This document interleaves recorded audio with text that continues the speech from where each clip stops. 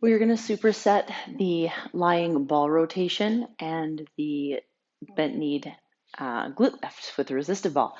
So great stabilization of the hips. The main concern here, we're working our core, inner thigh, outer thigh, hip flexors. So we want to make sure that we got a good hold on the ball. The ball is not too hard and not too soft. And we want to have our legs straight, not locked, straight. Okay, feet are neutrally relaxed. So you're not pointing them and you're not flexing them. So we're going to be here. Low back is flat, ribs are down, shoulders are comfortable. Okay, and just staying here for a couple breaths until you figure out if there's any tension that you need to let go of or any discomfort. And what we're going to do, lightly holding the ball with the ankles, we're going to rotate toe to heel. Sometimes you have to stop and readjust the ball, and that's okay. Toe to heel, toe to heel. The better we get at this, keeping our lower back flat, the further we want to come down to the floor and hold, because that's going to be challenging now the core. Full rotation, inner thigh, lower abs.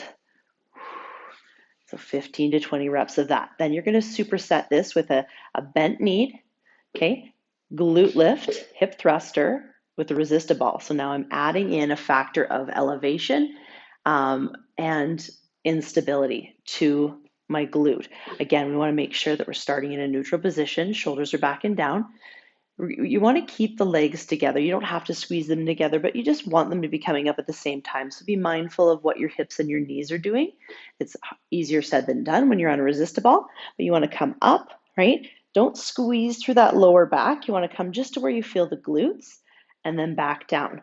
Notice that my toes are going to do different things as I'm coming up and as I'm going down, just to stabilize me. What we really want to try and do is engage the glute just as much as the hamstring. So if I'm feeling too much hamstring, I'm not going to come up as high. I'm going to flex through my glutes a little bit more. And that's when I might want to maybe keep my knees a little bit closer together, or even have a yoga block in between your knees to keep the hips staying nice and neutral. Hip thruster.